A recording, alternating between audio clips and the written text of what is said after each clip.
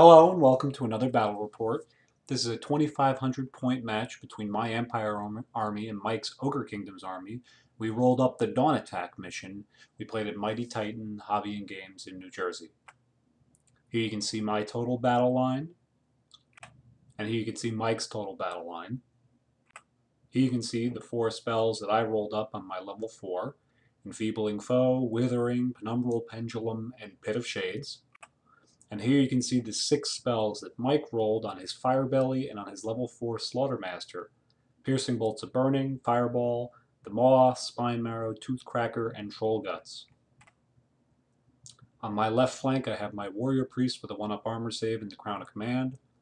I have my Greatswords block with the Archlector who has a 4-up, 4-up. My BSB has a 3-up, 4-up, and the Iron Curse icon, and I also have a Witch Hunter in that unit with a brace of pistols. The Hurricanum is deployed behind the forest, the Pistoliers in front of the Greatswords, 10 Skirmishing Archers in the marsh. I have a level 4 Wizard of Shadow in the block of Swordsmen. He has a 5-up ward save and the Dispel Scroll, my Steam Tank, and my Demigriffs. On Mike's left flank, he's got 4 Mournfang Cavalry with the Dragonhide banner. That lets them re-roll all 1s the turn that they charge in close combat. He's got a Sabertusk, an Iron Blaster. He's got his unit of Iron Guts. In that, he has his BSB with a Great Weapon and the Rampagers standard. That will let them re-roll their charge distance.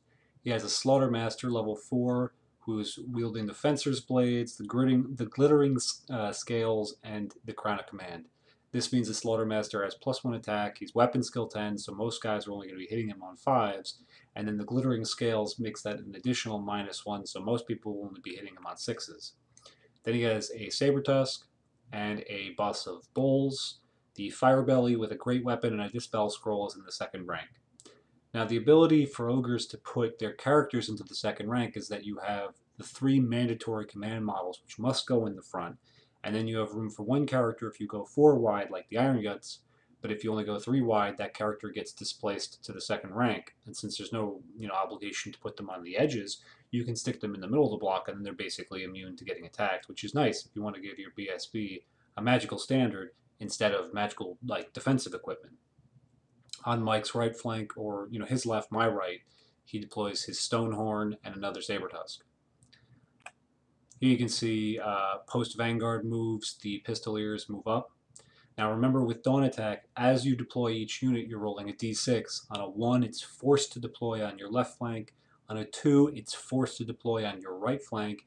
On a 3 through 5, you're forced to deploy it in the center of the table. And then on a 6, you can choose. Mike's stuff that's deployed on the flanks was forced to deploy there. For me, my entire army was forced to deploy in the center, except the Knights, who I deployed on the right flank, since I kind of like their matchup over there. Mike deployed first, so he goes first unless I seize the initiative on a 6, which I do not. So we're going to go into Ogre turn 1. Mike advances with the Mournfang and the Sabertusk. His Iron Guts angle and move around the tower. The Bulls move up, and they're still in that forest, but only by a little bit.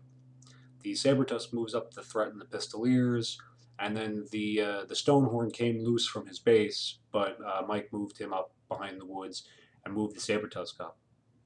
Now the nice thing about the GW boards is that they're 2 feet, so you can see pretty clearly that the Sabertusk is going to be within. If I deployed my my Night Bus a full 12 inches up, the maximum they're allowed to from my board edge, so the Sabertusk is a little under 12 inches away. And the Stonehorn is a little over, probably 16 inches away.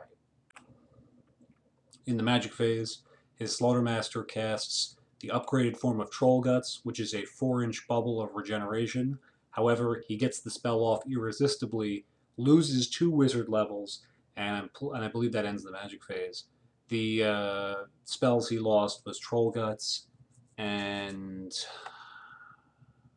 Spine Marrow, I believe. So he's got regen for this phase, but that's a heavy price to pay, especially on level 1, or on turn 1, I should say. So at the beginning of Empire turn 1, I declare a charge on the Sabertusk with my Knights. He flees. I pass my leadership test to redirect and charge the Stonehorn. The Stonehorn's frenzied, so he has to hold. I roll my charge dice, and I have like a 6 and like a 2 and a 1. I re-roll the 1 and get a 5. With the 19-inch range, I'm more than enough to make it in. We charge through the woods. Nobody fails a dangerous terrain check. This is pretty much best case scenario right here. If the rest of my army just advances, the archers get right up in the face of the Saber-Tusk. The swordsman angle to face his 2 units of ogres. The pistoliers go right in the face of those bulls. I want to keep them from assisting the Stonehorn if my knights should happen to whiff. The greatswords advance slightly with the hurricane behind them. In Mike's shooting phase, last turn, he put 3 wounds on the steam tank, and when I attempt to generate steam points, I misfire and lose all the steam points, so the tank just kind of sits there. The demigriffs angle to just receive that charge because I really want to present a tempting target for the Mournfang that's not infantry. So here you can see the total table at the end of Empire turn 1. At the end of Empire turn 1 movement. In my magic phase, I get Pit of Shades off irresistibly. It does not scatter, and it kills a bunch of ogres. He makes his lookout sir on the Slaughtermaster and on the BSB, so he doesn't lose 2 characters, but that's a lot of points to be picking up. No saves allowed. However, the miscast result kills a bunch of swordsmen. Well worth it to defang that unit. In combat, the warrior priest and the knights just run a train on the Stonehorn, do enough wounds, beat him in combat, he breaks, flees, and we run him down. Beginning of Ogre's turn 2, he declares a charge with the Saber-Tusk on the swordsman. I hold. He declares a charge with the Saber-Tusk on the archers. I hold. And he declares a charge with the Mournfang on the demigriffs, and I hold. He charges both the bulls and the iron guts into the pistoliers. I do a stand and shoot on the ogres and do like 1 wound. And he rallies with the Saber-Tusk and reforms him to face the knights. In close combat, I kill 1 Mournfang with demigriff attacks. He kills 2 demigriffs. The remaining 1 breaks, runs, and is run down by the Mournfang. They roll a short distance beyond what they needed to catch him and end up right in front of the steam tank. Prior to close combat, he had shot the steam tank with another cannon and did 5 more wounds. It only has 2 wounds left. This means I can only safely generate steam points if I roll a 2 on the artillery die. Otherwise, it's almost guaranteed to misfire. Now, not all of the misfire results with the steam tank are that dangerous. If you only generate 4 steam points, it's impossible for the tank to explode. But seeing as a lot of the results have you losing D3 or losing D6 steam points, or potentially losing D3 wounds, its effectiveness has been really hampered. The Saber-Tusk and the archers strike out. Neither of them put a wound on each other. I lose combat, but I hold with the Archlector and the BSB's leadership. The other Saber-Tusk kills some swordsmen, but does not do enough to overcome 3 ranks and a standard. I believe it was actually a tie. I have a musician. The Saber-Tusk loses combat, breaks, and flees, and I just restrain. The Pistoliers are wiped out from impact hits alone, and the 2 Ogre units restrain and reform like so. This picture was just to show that I attempted to generate 4 steam points with the tank. 4 is the maximum you can get without risking it blowing up if you roll a 3. Instead, I rolled the emergency venting and lost all steam points that I tried to generate. Did 2d6 strength, 2 hits to myself, which did not wound the steam tank at all. The swordsmen advance, and I declare a charge with the greatswords on the iron guts. He holds, I make the charge, the Hurricanum follows up behind them, and the knights reform to face the flank of the bulls unit. Here you can see what that looks like. In magic, I get the enfeebling foe off on the iron guts. That's -3 to their strengths.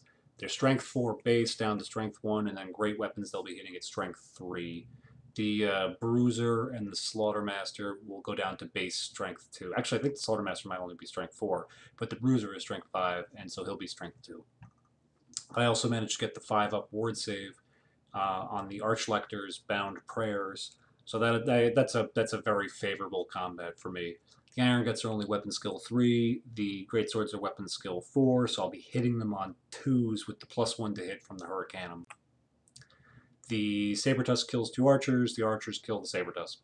I mean, these archers are basically like SEAL Team 6. I don't know if you've been watching the battle reports at all, but they kill a Peg Knight, and now they're killing a Sabertusk. So it's just kind of funny to me because these are just weapon skill 3, strength 3, toughness 3, 1 wound dudes.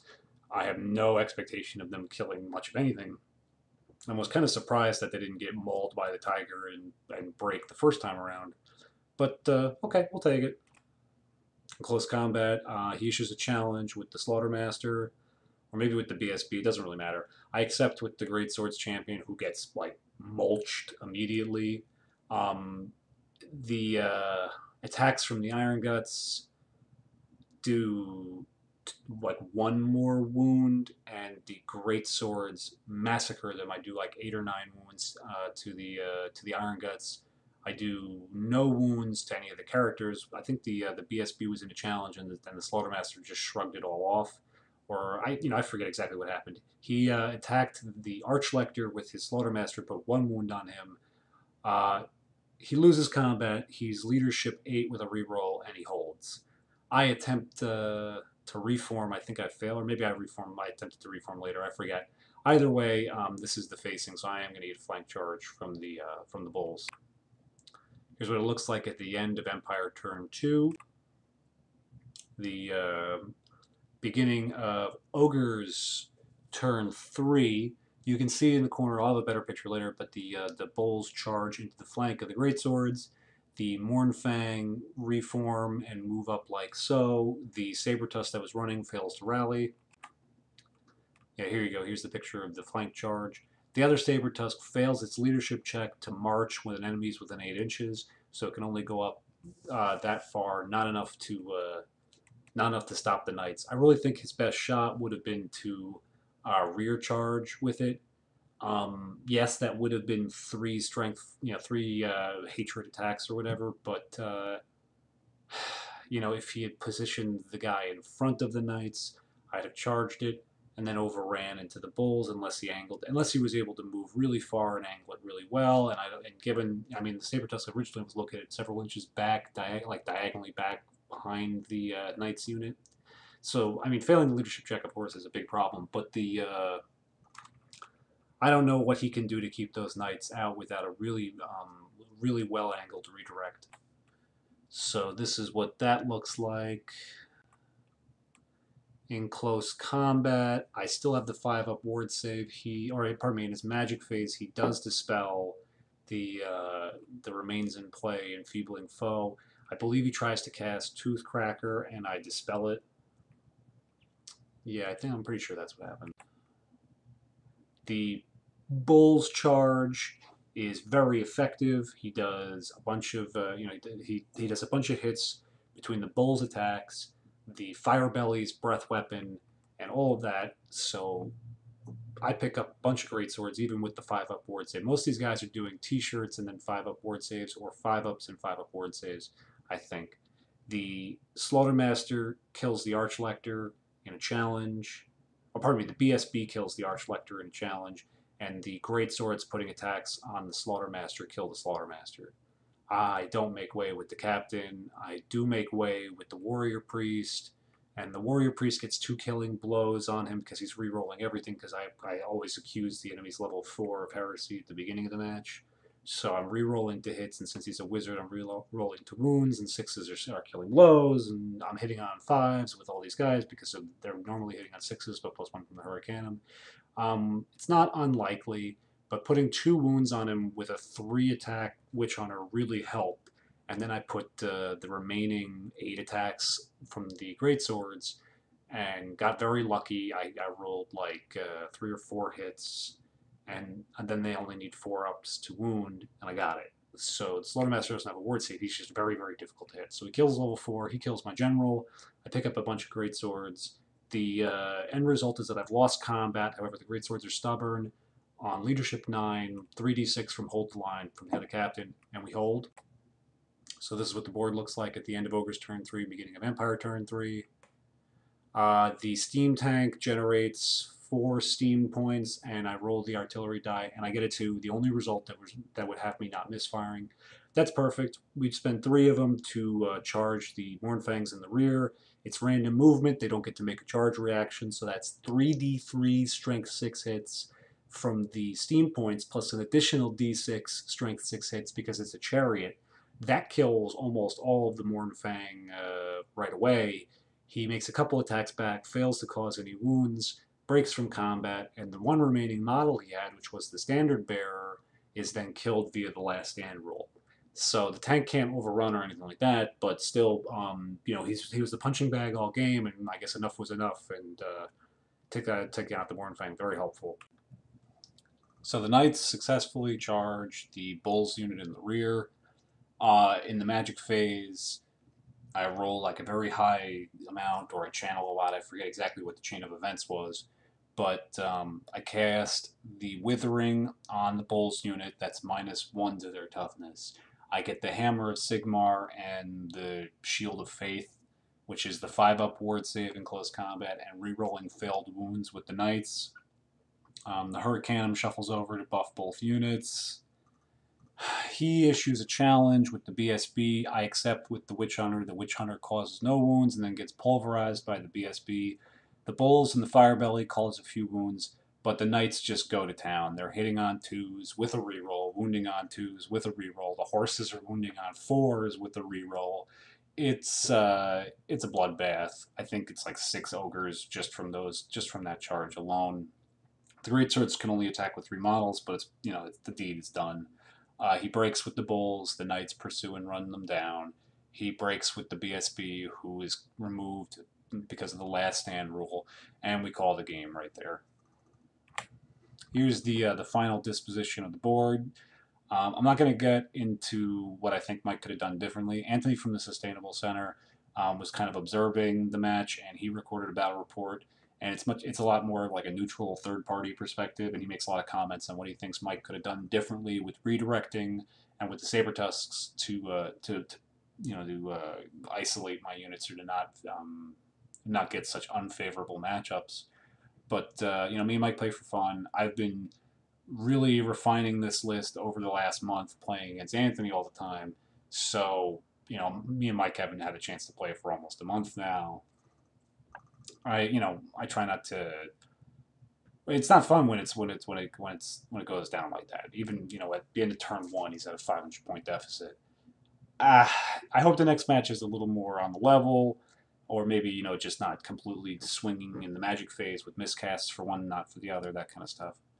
Anyway, I hope you guys enjoyed it. This was a crushing victory for Empire versus Ogre Kingdoms. We played a Mighty Titan Hobby and Games in New Jersey.